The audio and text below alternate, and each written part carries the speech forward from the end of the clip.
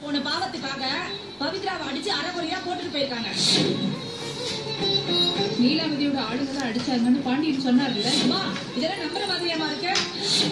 என் புருஷன் போய் சொல்ல மாட்டாரு. அப்போ உண்மையாவது சொல்லணும்ல. என்ன உண்மை? பவித்ராவை யாரையோ பாக்கத்துக்காக கூட்டிட்டு போவாரா? போன இடத்துல இப்படி ஆயிடுச்சா? யாரு பாக்கத்துக்காக போனீங்கன்னு கேட்டா சொல்ல மாட்டாரா? மத்தவங்க கிட்ட சொல்ல வேண்டிய அவசியம் இல்லைன்னு தோணிருக்கும். ஆமாமா, பாக்குறது போலீஸ் வேலை, செய்யறதெல்லாம் திருட்டுதான். இங்க பாருங்க, வார்த்தை அளந்து பேசுங்க. நான் அப்படிதான் பேசுவேன். பவித்ரா அம்மா வீட்டுல தின்ன சோத்துக்காக நான் இப்படிதான் கேள்வி கேட்பேன். அதுக்காக என் புருஷனை தப்பா பேசுவீங்களா? நாக்கு ரொட்ட வச்சு அறுத்துவேன். அருப்பமா, போலீஸ்காரன் பொண்டாட்டி இல்ல, அதான் பஜாரி மாதிரி பேசுறேன்.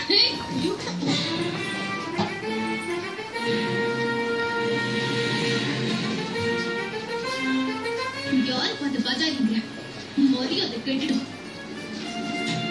பத்மினி, இது என்ன பழக்கம்? கை வாங்குற பழக்கம்?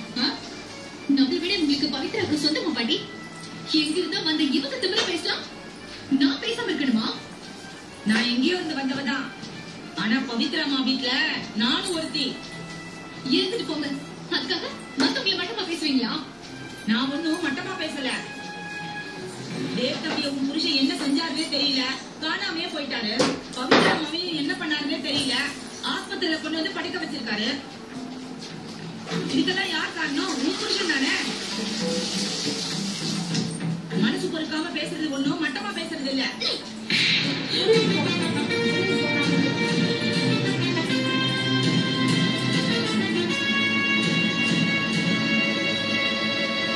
நானும் வந்ததுல இருந்து பாத்துட்டே இருக்கேன். ரொம்ப ஓவரா தான் பேசிட்டே இருக்கேன். பத்மினி, இது ஹாஸ்பிட்டல், கொஞ்சம் பேசாம இருக்கியா?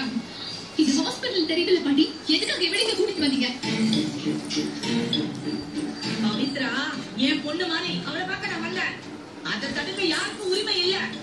அதே மாதிரி என் புருஷனை பத்தி பேசுறதுக்கு உங்களுக்கு எந்த உண்மையே கிடையாது. என்னையே கை நீட்டி அடிச்சிட்டியா? அடிச்ச கை இல்லாம பண்ணனா இல்லையா? இருக்கீங்களா? என்ன பிரச்சனை?